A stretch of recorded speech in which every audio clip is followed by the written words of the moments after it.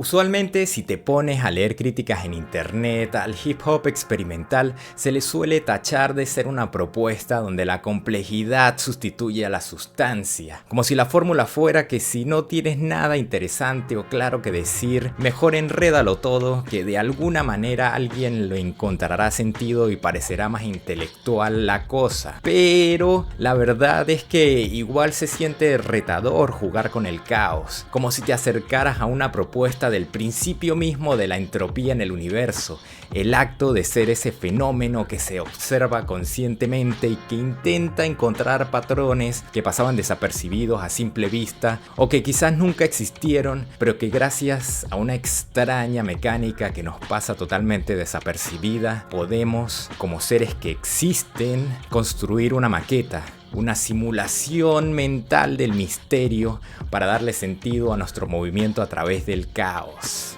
En este terreno entra el álbum Gollywood de Billy Woods como una especie de artefacto incómodo, denso, desafiante y a menudo terrorífico. Su potencial no reside en sumar ornamentos al género, sino en arrancar de raíz la comodidad y la pasividad, despojando al oyente de cualquier refugio fácil. Se dice que quizás lejos de repetir los clichés del horrorcore, que no soy muy fan tampoco la verdad, Billy Woods rehace el género desde la vulnerabilidad. Mientras otros relatos exploran el terror desde la mirada del agresor, Woods lo pone en los ojos de la víctima. El miedo surge no de la sangre derramada, sino de la impotencia heredada, del trauma transmitido entre generaciones. Canciones como Start 87 o Waterproof Máscara convierten experiencias políticas y domésticas en escenarios de horror visceral. La honestidad brutal con la que Woods aborda la fragilidad humana le da un significado interesante a lo que representa sentir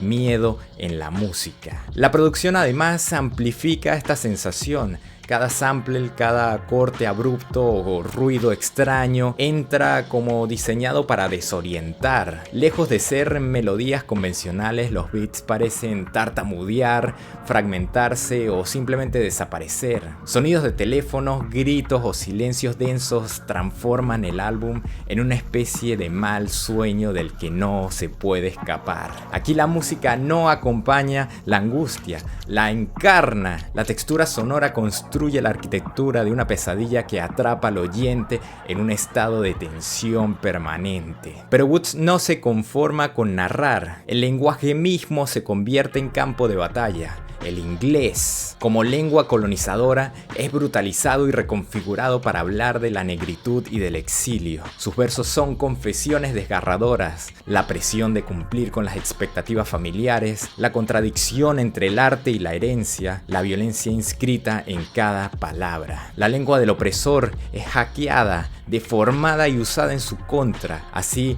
la escritura de Woods, digamos que no solo cuenta una historia, desafía la forma misma en la que la historia puede ser contada. Y todo esto se sostiene en una estructura que se niega a ser consumida de manera fragmentada. Gollywood quizás trata de no ser una colección de sencillos, sino una experiencia total. Escucharlo de manera aislada podría resultar confuso, incluso caótico, pero en conjunto aparece la cohesión, una atmósfera opresiva que conecta las piezas sueltas en un todo orgánico. Nos obliga a escuchar de manera atenta, a comprometerse con su totalidad. Este álbum realmente no busca ser agradable. Su poder radica en el valor de lo incómodo, en recordarnos que el arte no siempre está para consolarnos, sino también para sacudirnos hasta que enfrentemos verdades que preferiríamos evitar.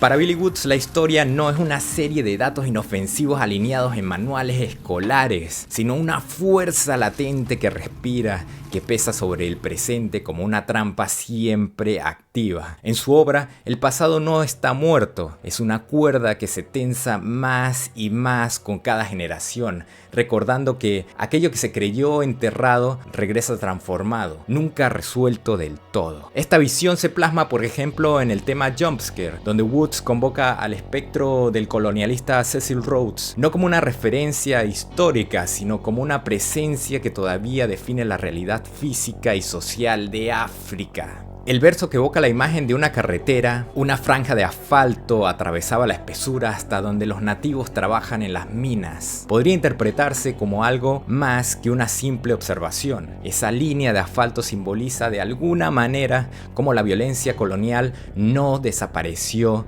sino que se convirtió en infraestructura, en la materialidad del presente. La carretera no lleva al progreso, lleva a la continuidad del extractivismo. Pasa a ser un recordatorio de que la opresión está literalmente pavimentada en el suelo, incrustada en la vida cotidiana de quienes aún cargan con la herencia del saqueo. Woods se encarga de destrozar la ilusión de que todo esto es producto de la casualidad. No son accidentes, no son coincidencias, todo es praxis, afirma él. Aquí no hay azar ni improvisación.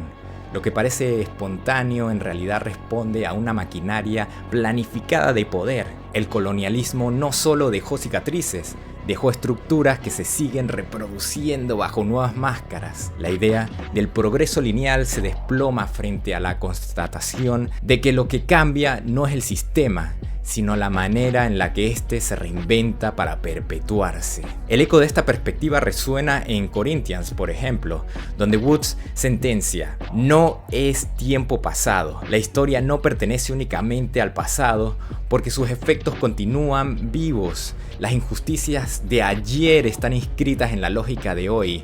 Se trata de un tiempo compuesto, donde el pasado no se cierra nunca y el presente arrastra una herencia que condiciona cada acción. En BLK Zombie vemos un poco más de esta trampa histórica. Woods retrata a los estados africanos postcoloniales como eso, como el asombroso estado zombie africano postcolonial. Entidades tambaleantes que sobreviven a duras penas bajo las reglas del mismo sistema que antes las explotaba de forma directa. Los zombies no se refiere solo a la debilidad política, sino a la condición de estar muertos en vida, sujetos a un control que ya no requiere cadenas visibles, pero que mantiene funcionando las minas, los oleoductos, los cultivos. El petróleo debe seguir fluyendo y para ello la historia se mantiene como motor que garantiza la continuidad de la explotación. Incluso los rituales ancestrales se tuercen, degradados hasta convertirse en engranajes de la economía global, como por ejemplo la producción de pasta de coca.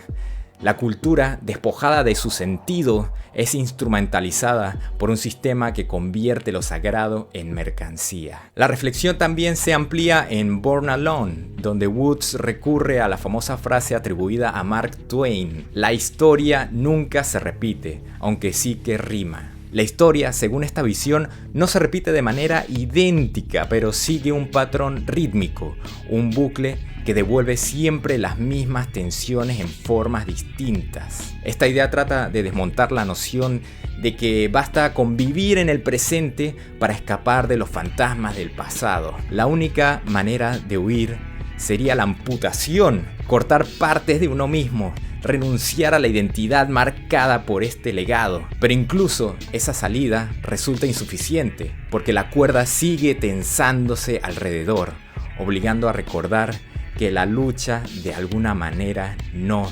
termina. Woods quizá trata de resumirlo en lo siguiente: la historia es una trampa que lucha, una cuerda cada vez más tensa. Es como una soga que nunca se afloja. Al contrario, cada acontecimiento del presente la hace más tensa, más ineludible. No hay escapatoria fácil, solo el reconocimiento de que estamos atrapados en un forcejeo continuo con un pasado que insiste en habitar el ahora. Ante todo el tema de la historia que ya hemos hablado, viene lo siguiente. En Maquiladoras, Billy Woods aborda el concepto de supervivencia y libertad desde una perspectiva bastante cruda. La metáfora central del tema es la autoamputación, una imagen que condensa el sacrificio brutal necesario para sobrevivir dentro de la maquinaria actual de opresión. Esta visión no representa ser una hazaña heroica, sino una decisión dolorosa que exige abandonar partes de uno mismo para poder seguir adelante.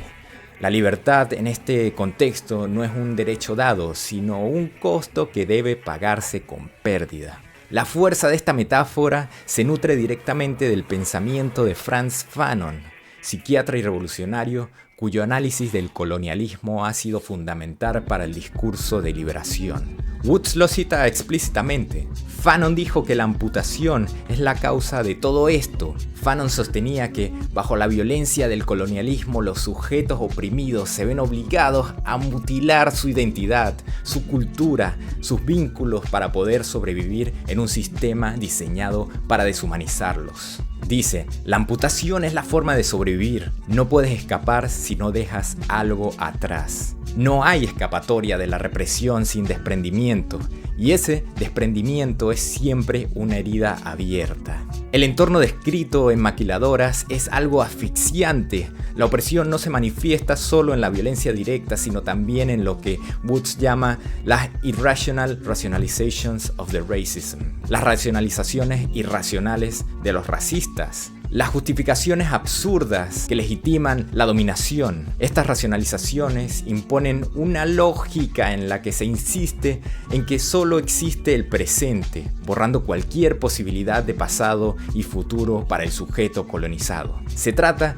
de un mecanismo de control donde se obliga a aceptar prótesis físicas, culturales o simbólicas como sustitutos de lo que fue arrancado. En este sentido, la autoamputación no libera plenamente, sino que permite apenas una forma de existencia bajo condiciones hostiles. El precio de sobrevivir, dice Woods, es incalculable. No quiere saber cuál es el costo de vivir, dice él. No es solo una línea de dolor, sino una especie de advertencia.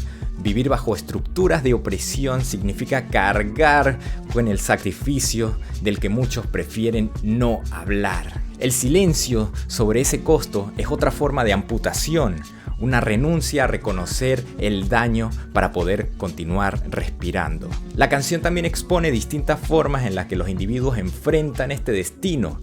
Algunos lo hacen por elección propia. Dice, llegaron por sí solos.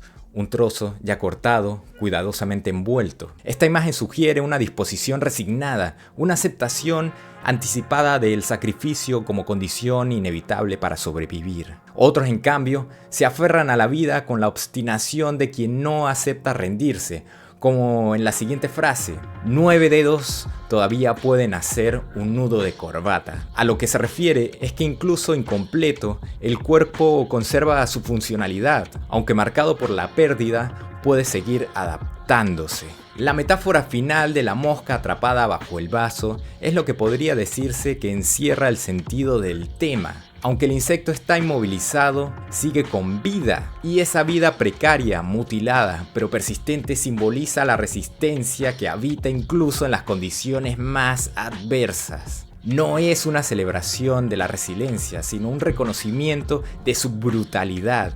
La supervivencia no garantiza plenitud, pero sí demuestra que la vida insiste en seguir, aunque sea dentro de los límites impuestos. Podríamos decir entonces que quizás aquí se presenta un estudio de la supervivencia como un acto de pragmatismo extremo, de utilidad extrema. Woods no idealiza la libertad ni la resistencia, sino que las muestra como procesos marcados por la pérdida.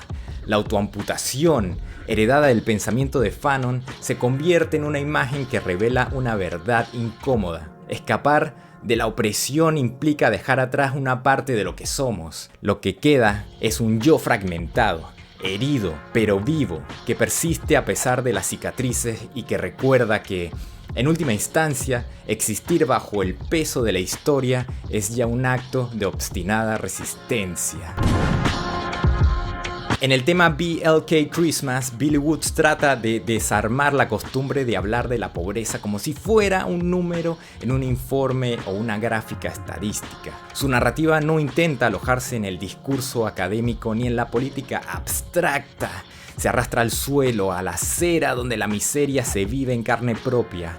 Lo que presenta no es un análisis, es una especie de terror visceral, un retrato de la pobreza como una herida abierta imposible de ignorar. La canción empieza con una indignación bastante jodida, un desalojo llevado a cabo en plena víspera navideña. Woods no solo describe el acto, lo nombra con la crudeza que realmente merece. Asqueroso, malvado, y lanza la pregunta que atraviesa todo el tema. ¿Cómo vas a echar a la gente una semana antes de Navidad y además tienen niños? No es solo un lamento, es una acusación directa, un juicio moral contra un sistema que es capaz de arruinar la dignidad de una familia en el momento en que más debería protegerla. La escena es jodida, todo lo que ellos tenían esparcido en la calle mientras los niños lloran. La familia logra rescatar apenas lo que cabe en el coche de un primo en 2 viajes. Lo demás queda abandonado en la acera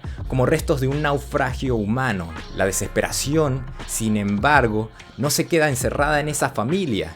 Se expande como un eco comunal. Los vecinos observan en silencio hasta que la necesidad vence a la vergüenza. Nadie quiere ser el primero, pero eventualmente los vecinos se acercan y poco a poco los objetos desechados se transforman en recurso colectivo. El narrador mismo confiesa haberse sumado a esta búsqueda. Dice, sin disimular la incomodidad de la memoria, recolecta ollas y sartenes, un puñado de ropa usada y se justifica con ternura amarga. Mis hijos son pequeños, no sabrán la diferencia. El retrato de la pobreza alcanza aquí su lado más humano. No es solo carencia, es la obligación de disfrazar la necesidad para que los hijos no perciban la crudeza del mundo que los rodea. La imagen se completa con los objetos rotos que el desalojo deja como testigos del trauma. Muñecas sin cabeza, fotos familiares desparramadas en el suelo. No hay metáfora posible más potente que estas ruinas íntimas, símbolos de una infancia fracturada y de memorias condenadas a ensuciarse en la acera. La colaboración con Bruiser Wolf expande la herida hacia un contexto más amplio. Él habla de haber sido criado en la pobreza como si esa condición deformara la vida desde su raíz. El alimento, en su relato, no es un derecho, sino una mercancía incierta. Sus versos enumeran realidades crudas, pies descalzos, dientes perdidos, ropa hecha jirones, y resume la presión de supervivencia con una frase contundente: el simple esfuerzo por mantenerse a flote puede llevar a la locura. Además, el peso de la renta parece como un enemigo constante, una amenaza que convierte la existencia en un thriller angustiante. El narrador llega a confesar sentirse al borde de ahogarse bajo esa carga invisible. No es un drama exagerado, es la sensación real de que la vida entera puede colapsar con un pago atrasado. Lo que hace Woods en BLK Christmas es tratar de desgarrar cualquier capa de distancia. La pobreza deja de ser un problema social abstracto y se convierte en una escena concreta de llanto, vergüenza y supervivencia. En lugar de cifras nos entrega imágenes. El resultado es un retrato de la pobreza como una herida supurante, imposible de ocultar, que nos pide explicaciones con una crudeza que ninguna estadística puede igualar. En All These Words Are Yours, diría que Billy Woods construye una de las imágenes más inquietantes de todo el álbum, haciendo referencia a la guerra tecnológica y la diferencia que genera en quienes la observan a distancia. La escena central muestra a un hombre morir bajo el fuego de un dron, mientras el narrador presencia la ejecución desde la comodidad de su casa. La crudeza aquí no reside únicamente en la violencia misma, sino en el contraste. La muerte se convierte en un espectáculo transmitido en vivo, consumido desde la seguridad del hogar, como si fuera un producto más. El dron, descrito como un aparato que vuela, real slow, no rush, real slow, simboliza la impersonalidad de la violencia moderna.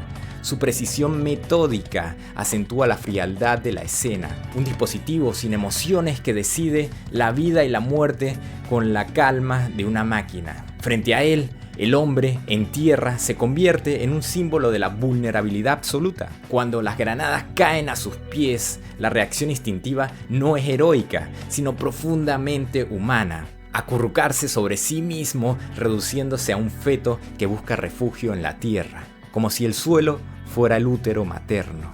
La verdad es que es una imagen bastante devastadora. Condensa dos realidades opuestas: el desarrollo tecnológico del asesinato y la regresión de la mente humana a un estado más primario. Este choque entre lo tecnológico y lo orgánico revela la pérdida radical de la humanidad en la guerra remota. La violencia ya no requiere de contacto físico ni de la mirada directa del verdugo.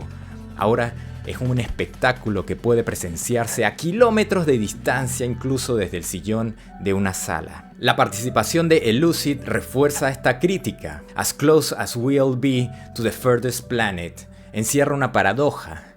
La transmisión inmediata de la muerte acerca los hechos al espectador, pero la distancia emocional es abismal. Estamos tan cerca tecnológicamente como distantes humanamente. Al mismo tiempo, Elucid subraya la infraestructura que sostiene esta forma de violencia, los mecanismos invisibles que convierten el sufrimiento en un dato, en un espectáculo, en un resultado medido en pantallas de control.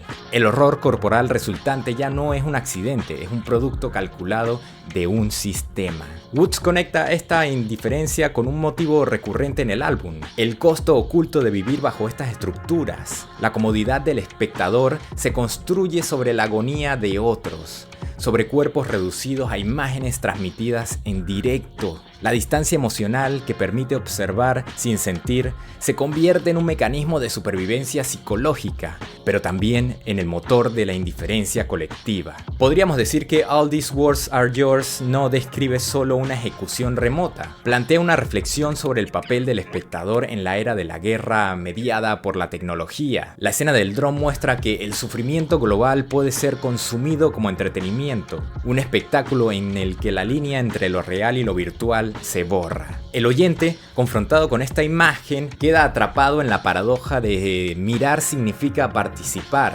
aunque sea pasivamente, en la perpetuación de esa distancia entre quien observa cómodo y quien muere indefenso.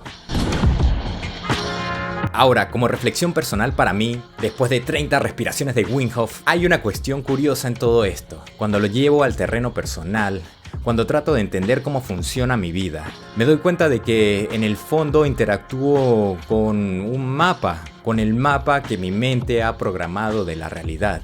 Una especie de simulación sobre la que se reduce el caos y la entropía del cosmos y a través de la cual me muevo. Ese mapa no es la realidad en sí, sino una arquitectura que mi mente construye gracias a la genética que comparto con los demás seres de mi especie. Nuestra especie en su conjunto comparte un modelo común de cómo organizar el mundo. Podría decirse como una especie de software cognitivo heredado que nos permite movernos dentro de una memoria colectiva a la cual hemos llamado realidad. Vivimos en cierta forma dentro de una mente compartida y esa mente, el tejido mismo de la experiencia, es el espacio a través del cual caminamos. O sea, me vuela un montón la cabeza pensar que siempre estoy caminando a través de mi propia mente y de que la experiencia más inmediata que tengo del mundo es la de mi propia mente.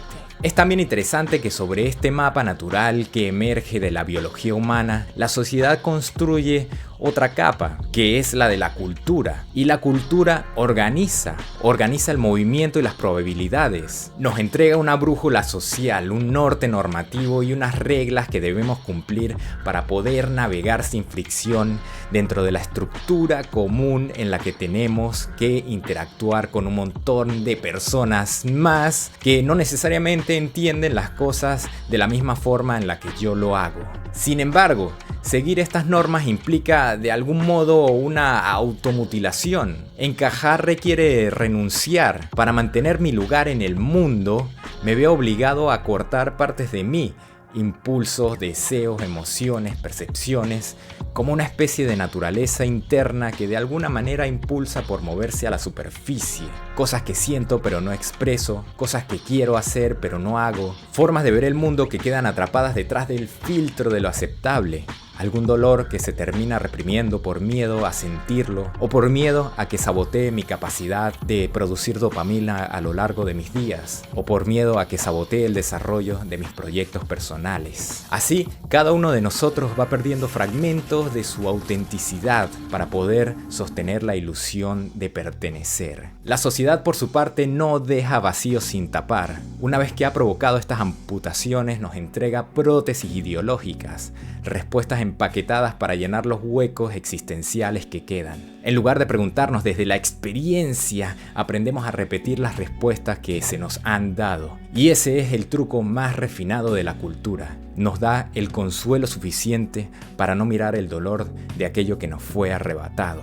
Sin embargo, esas partes reprimidas no desaparecen, quedan ahí, latentes, vibrando bajo la superficie. Son los restos de lo que podríamos haber sido. La tarea entonces sería aprender a observarlas sin miedo, desarrollar una sensibilidad capaz de reconocer lo oculto, de traerlo a la luz, no para rebelarnos ciegamente contra las normas sociales, sino para enriquecerlas desde dentro. Integrar lo que fue negado puede expandir nuestra capa mental, hacer que la simulación de la realidad que sostenemos sea más amplia, más viva, más real. Quizá no se trata de destruir la estructura, sino de iluminarla desde las grietas. Pensándolo bien, la cultura sí que actúa como un agente colonizador. Cada ser humano desde su infancia es colonizado por un sistema de pensamiento que se instala en su mente como una doctrina. Ese sistema dicta qué hacer y qué no hacer, qué es lo correcto y qué es absurdo, qué partes de uno deben mostrarse y cuáles deben permanecer en las sombras. Coloniza nuestra imaginación, nuestras emociones y nuestros reflejos. Define la gramática de lo posible. No lo hace necesariamente por malicia, sino por inercia. Reproduce en nosotros las respuestas que garantizan la continuidad del orden establecido. Pero la colonización no borra del todo lo que había antes. En algún rincón de nosotros sobrevive una naturaleza original, una fuente primitiva que late debajo de todas las máscaras. Esa naturaleza contiene un impulso creativo, una energía de descubrimiento que fue cercenada, pero no destruida. Allí reside la posibilidad de expandir nuestro conocimiento del universo, en esa energía creativa. Si logramos reconectarnos con esas partes amputadas, si aprendemos a sentirlas sin censura, podríamos encontrar nuevas formas de comprensión de la realidad. Una comprensión orgánica, sensorial, viva. Volverse sensible a lo reprimido quizás sea una forma de liberación. En esa sensibilidad quizás se esconde la llave para evolucionar nuestra conciencia. Al final posiblemente ese es nuestro verdadero propósito como especie. Seguir ampliando la conciencia, hacerla más lúcida, más profunda, más capaz de abrazar el misterio del presente. Que esa simulación mental que reproduce nuestro cerebro se acerque cada vez más a igualar la verdadera mecánica de la existencia y así nos permita una mayor libertad de movimiento a través de la misma. Pero esa expansión no puede darse mientras sigamos amputados, mientras vivamos solo desde las respuestas heredadas. Evolucionar la conciencia implica permitir que lo inconsciente hable, que el cuerpo recuerde lo que el lenguaje social olvidó. Entonces, a medida que sentimos de nuevo esas partes ocultas, comprendemos que la realidad no es lo que la cultura nos enseñó. Lo que creíamos conocer era apenas un fragmento domesticado del misterio. Y ese misterio, cuando se abre, nos revela que el mundo no está hecho de certezas, sino de posibilidades. No somos observadores pasivos de una realidad fija, somos co-creadores de una experiencia que se renueva con cada acto de percepción. La cultura entonces puede dejar de ser una prisión si aprendemos a mirarla como un lenguaje, no como un dogma. Un lenguaje puede evolucionar, nutrirse de lo que alguna vez fue reprimido. Cuando incorporamos lo que antes considerábamos inaceptable, la emoción cruda, el impulso extraño, la intuición irracional, no estamos traicionando nuestra humanidad. La estamos completando. La conciencia se amplía no por negación del sistema, sino por la expansión de sus fronteras. Tal vez el misterio último esté precisamente ahí, en reconciliar lo amputado con lo aceptado, en integrar la naturaleza y la cultura en una misma danza. En ese punto de equilibrio, cuando dejamos de defender una identidad fija y empezamos a escuchar las voces internas que fueron silenciadas, algo se abre. Y lo que se abre no es una nueva respuesta, sino una nueva pregunta. ¿Qué más puede ser real si me atrevo a sentirlo? Esa pregunta viva y sin dueño quizás sea el verdadero motor de la evolución de la conciencia. Muchas gracias por llegar hasta aquí, se les quiere, se les ama, se les manda un abrazo inmenso con todo el amor y todo el poder. Y ya lo saben, si les gustó este contenido pueden dejar un like, pueden seguirme, pueden dejar un comentario. Si quisieran que investigáramos, que analizáramos otro álbum, o si tienen alguno potente que digan, este álbum, tío, te va a revolucionar la conciencia. No importa si es simple o complejo en su composición. Nuevamente, gracias y nos vemos.